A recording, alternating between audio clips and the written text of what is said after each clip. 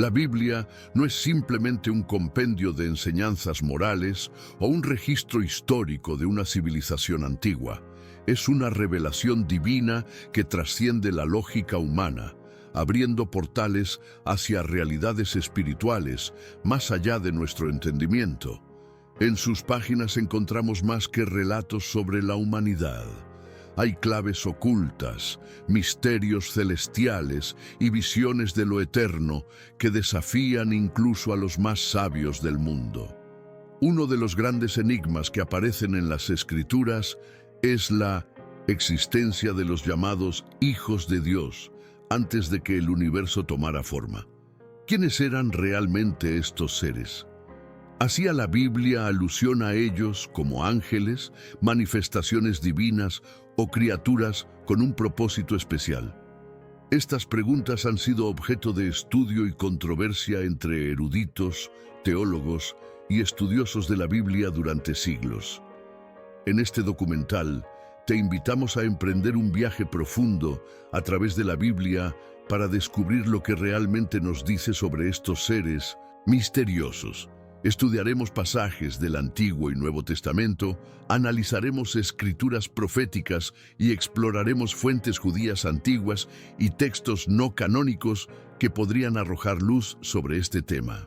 Además, presentaremos opiniones de expertos bíblicos que han dedicado su vida a descifrar este misterio. Pero antes de avanzar, queremos conocer tu opinión. ¿Quién crees tú que eran los hijos de Dios mencionados en la Biblia? ¿Ángeles, seres celestiales o algo más profundo y espiritual? Escribe tu respuesta en los comentarios. Tu participación puede enriquecer esta conversación y abrir nuevas perspectivas para quienes también buscan respuestas.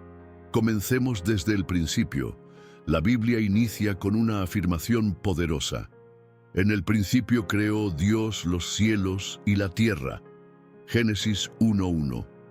Este versículo marca el inicio del tiempo tal como lo conocemos, pero deja abierta una cuestión esencial. ¿Qué existía antes de ese principio? El Evangelio de Juan nos ofrece una respuesta reveladora al declarar que el Verbo, es decir, Jesucristo, ya existía con Dios desde la eternidad y que por Él fueron hechas todas las cosas. Esto significa que antes de que el universo físico fuera formado, ya existía una realidad espiritual compuesta por Dios mismo, su palabra eterna y otros seres creados. En el libro de Job, capítulo 38, Dios le pregunta a Job con palabras profundas: ¿Dónde estabas tú cuando yo fundaba la tierra? 24. Y continúa revelando que en ese momento cantaban: juntas las estrellas del alba y todos los hijos de Dios gritaban de alegría. 7. ¿Quiénes eran estos hijos de Dios que presenciaron la creación? La expresión hijos de Dios aparece en distintos contextos a lo largo de la Biblia. En algunos casos se refiere a ángeles, en otros a creyentes redimidos, y en ocasiones incluso a figuras humanas con autoridad espiritual. Entender estas distintas aplicaciones es clave para interpretar correctamente el significado de este título en cada contexto bíblico. En el caso de Job 38, muchos estudiosos coinciden en que se trata de seres celestiales que ya existían antes de la creación del mundo físico. Veamos con más detalle. En el Antiguo Testamento, textos como Job 1:6 y Job 38:7 utilizan el término hijos de Dios para referirse claramente a entidades espirituales. En Job 1:6 leemos que vinieron a presentarse delante de Jehová los hijos de Dios, entre los cuales vino también Satanás. Esto sugiere un escenario celestial en el que estos seres tienen acceso directo a la presencia divina. Por tanto, muchos teólogos sostienen que esta frase describe a los ángeles, tanto fieles como caídos. La interpretación más aceptada tanto en el judaísmo como en el cristianismo tradicional es la que identifica a estos hijos de Dios como ángeles. Esta visión sostiene que en Job 1:6 y Job 38:7 El término hebreo Bené Elohim se refiere a seres celestiales creados por Dios antes del mundo físico. Estos ángeles presenciaron la creación y respondieron con adoración y júbilo, actuando como testigos de la majestuosidad divina desde el principio de los tiempos. Sin embargo, hay quienes interpretan esta expresión de manera distinta. Algunos creen que los hijos de Dios pueden representar figuras humanas como jueces o reyes justos que tenían una relación cercana con el Creador. Esta idea se apoya en textos como el Salmo 82:6. Yo dije, vosotros sois dioses, y todos vosotros hijos del Altísimo. Según esta teoría, el término tendría un sentido representativo, aunque resulta difícil aplicarla al contexto celestial del libro de Job. Otra corriente teológica sostiene que los hijos de Dios mencionados en Job podrían ser representaciones simbólicas de los creyentes redimidos. Esta interpretación es más común dentro del contexto del Nuevo Testamento, donde a los seguidores de Cristo se les llama hijos de Dios por adopción espiritual. Sin embargo, este enfoque enfrenta problemas serios en el contexto de Job, ya que el relato ocurre mucho antes de la redención en Cristo y tiene un ambiente claramente celestial. Finalmente, algunos estudiosos han tratado de interpretar la frase desde una perspectiva mitológica, comparándola con textos de culturas antiguas como la mesopotámica o la cananea, donde hijos de los dioses eran deidades menores. No obstante, esta teoría ha sido ampliamente rechazada por la mayoría de los expertos bíblicos, ya que el libro de Job no presenta un panteón mitológico, sino una narrativa que exalta la soberanía de un único Dios verdadero sobre toda la creación. Pasando al Nuevo Testamento, encontramos un uso diferente del término hijos de Dios. Aquí se refiere a los creyentes que han sido adoptados por Dios mediante la fe en Jesucristo. No es una filiación por creación, sino por gracia y redención. El Evangelio de Juan lo afirma claramente: mas a todos los que le recibieron les dio potestad de ser hechos hijos de Dios. Juan 1:12. Esta nueva identidad espiritual marca un cambio radical en la comprensión de lo que significa ser hijo de Dios. El apóstol Pablo profundiza aún más en esta verdad. En Romanos 8:14 declara: porque todos los que son guiados por el Espíritu de Dios, estos son hijos de Dios. Aquí, la filiación no es simbólica ni generalizada, sino una realidad espiritual obtenida por quienes han nacido de nuevo. Mientras que los ángeles son hijos en el sentido de creación, los creyentes lo son por adopción, formando parte de una familia celestial con Cristo como hermano mayor y Dios como Padre eterno. Ahora bien, existe un Hijo de Dios que sobresale por encima de todos los demás, Jesucristo. Él no es llamado hijo por creación ni por adopción, sino por ser de la misma esencia divina del Padre. Juan 3:16 lo deja claro: porque de tal manera amó Dios al mundo que ha dado a su Hijo unigénito. La palabra unigénito, monogenes en griego, indica que Jesús es único en su naturaleza, sin igual ni paralelo entre ángeles o redimidos. Durante el bautismo de Jesús, el cielo mismo confirmó esta identidad única: este es mi Hijo amado, en quien tengo complacencia. Mateo 3:17. Esta declaración celestial no se ha hecho sobre ningún otro ser, ni humano ni angelical. En Hebreos 1:5 se reafirma esta distinción: ¿a cuál de los ángeles dijo Dios jamás: mi Hijo eres tú, yo te he engendrado hoy? Jesús es el Hijo eterno, consustancial con el Padre, y el único camino hacia la redención y la vida eterna. Para entender con mayor claridad quiénes eran los hijos de Dios antes de la creación, debemos centrarnos en su primera y más antigua acepción: los seres celestiales descritos en Job 38:7. Según esta interpretación, Estos hijos de Dios eran ángeles que ya existían cuando Dios comenzó a formar la tierra.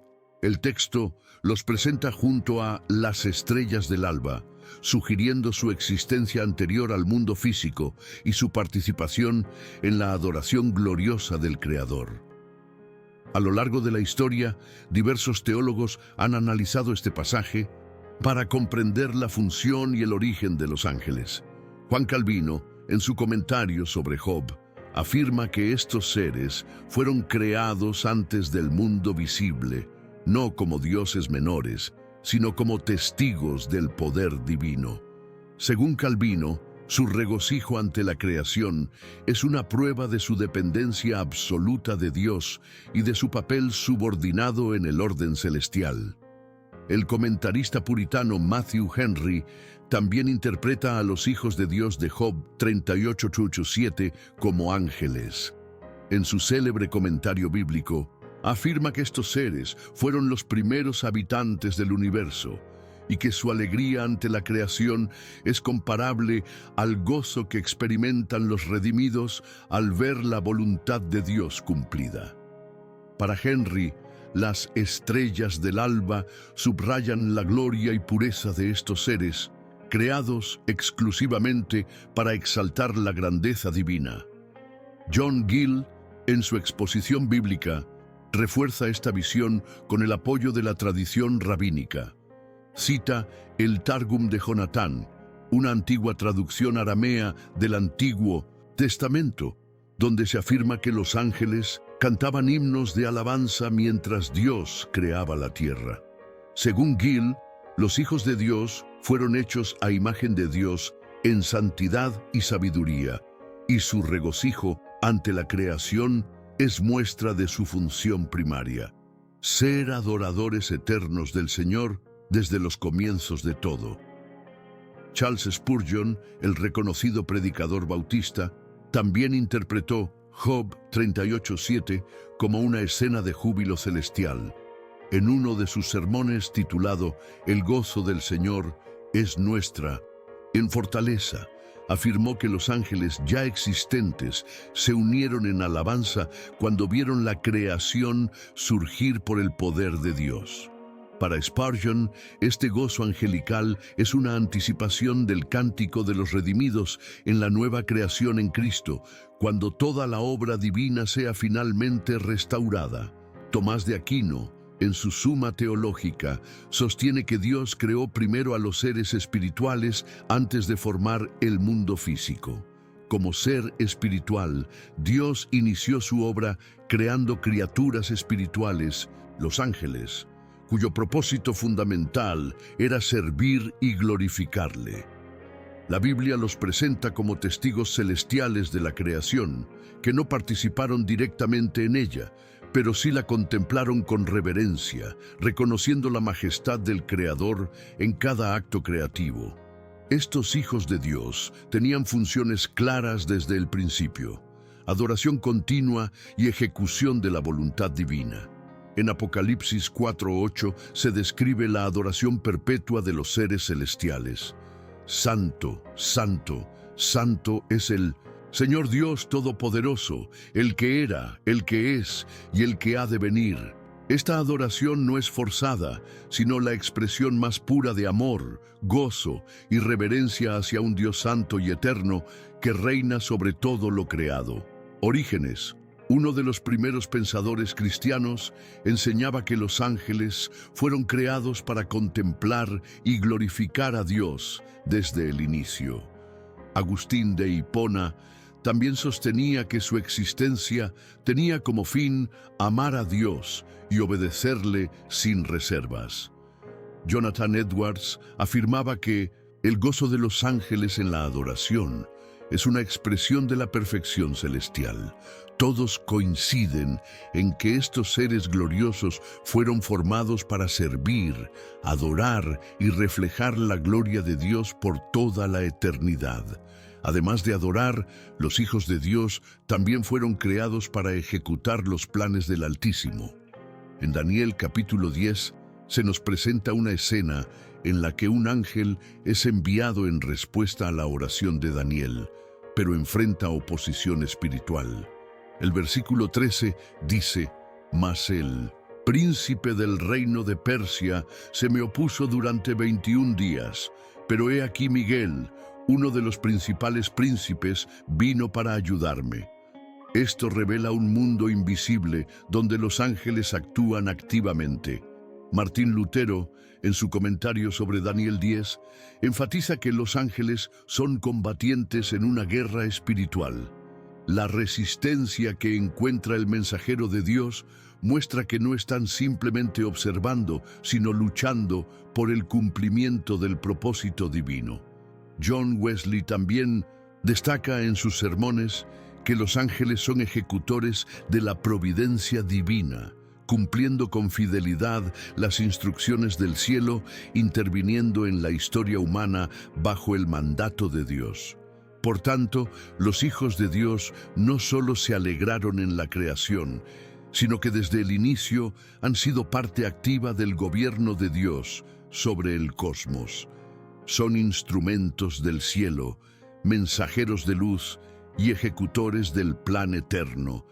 Pero la Biblia también nos revela una verdad impactante. No todos estos seres celestiales permanecieron fieles a su propósito original. Un número incalculable de ellos decidió rebelarse contra la autoridad divina, siguiendo a su líder, Lucifer. El reconocido teólogo John MacArthur esclarece que la caída de Satanás fue impulsada por su insaciable deseo de independencia y de rivalizar con el propio Dios. No solo deseó ser semejante al Altísimo, sino que intentó usurpar el trono divino. Según MacArthur, esa fue la primera manifestación de orgullo en el universo creado, y estableció un precedente para toda rebelión espiritual subsecuente. Wayne Grudem, en su obra Teología Sistemática, destaca que Dios permitió esa rebelión para demostrar plenamente su justicia y soberanía. Aún permitiendo la existencia temporal del mal, Él estableció un juicio definitivo contra los seres caídos. Otros teólogos como Gordon Fee observan que esa rebelión celestial estableció un patrón de orgullo que influyó en la caída de la humanidad y que continúa presente en los sistemas pecaminosos del mundo. En Apocalipsis capítulo 12 vemos una descripción dramática de esa guerra espiritual. Miguel y sus ángeles lucharon contra el dragón, y el dragón y sus ángeles lucharon también, pero no prevalecieron. Apocalipsis 12, 7, 8. Ese conflicto simboliza la derrota final de Satanás, garantizando que el dominio absoluto pertenece eternamente a Dios. David Wilkerson comenta que la expulsión definitiva de Satanás no fue solo un castigo, sino una garantía del triunfo final y eterno de Cristo. La Biblia revela claramente que los ángeles rebeldes abandonaron su propósito original. Apocalipsis menciona que la tercera parte de las estrellas del cielo siguió a Satanás en su rebelión, transformándose en demonios enemigos de Dios y de su creación. Esos ángeles caídos, originalmente creados para reflejar la luz divina, se convirtieron en instrumentos de las tinieblas, buscando constantemente alejar a la humanidad del plan redentor de Dios. En su condición caída, esos seres espirituales pasaron a actuar en oposición directa a la obra de Dios. Incansablemente buscan desviar y confundir a la humanidad, difundiendo mentiras y resistencia contra el Evangelio de Cristo. Como afirma John MacArthur, aunque Satanás y sus demonios conozcan su destino final, continúan actuando en la tierra para intentar impedir que las personas reciban la verdad que puede liberarlas y transformarlas para siempre. Sin embargo, en medio de esa guerra espiritual, surge una revelación profunda sobre el corazón de Dios. Él no es solo un creador distante, sino un Padre amoroso y soberano. La Biblia presenta a Dios como un Padre compasivo, que cuida, corrige y restaura a sus criaturas. Esa paternidad divina se manifiesta no solo sobre los ángeles fieles, sino también especialmente sobre los seres humanos que, aunque caídos, tienen la oportunidad de reconciliarse con Él a través de Cristo. Desde el principio, Dios deseó tener una comunión íntima con su creación. Él creó a los ángeles para habitar en su presencia y reflejar su gloria, y formó a la humanidad a su propia imagen para disfrutar de una relación cercana y personal con Él.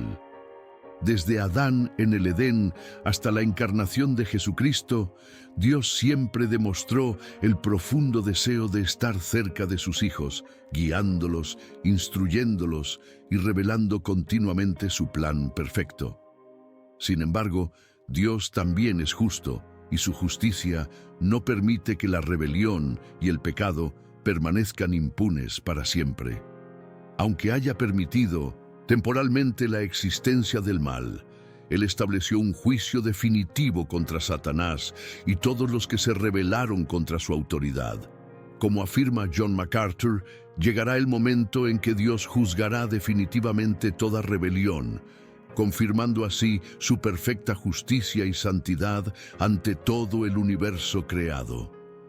Pero a pesar de la justicia y del juicio inevitable sobre el pecado, Dios revela su corazón lleno de misericordia para aquellos que buscan la reconciliación. Incluso frente a la rebelión de los ángeles caídos y de la humanidad pecadora, Él continúa ofreciendo perdón y redención a través de Jesucristo. William MacDonald enfatiza que, aunque Dios sea el creador de todos, solo aquellos que reciben a Cristo por la fe se convierten verdaderamente en sus hijos, adoptados en una relación personal y redentora.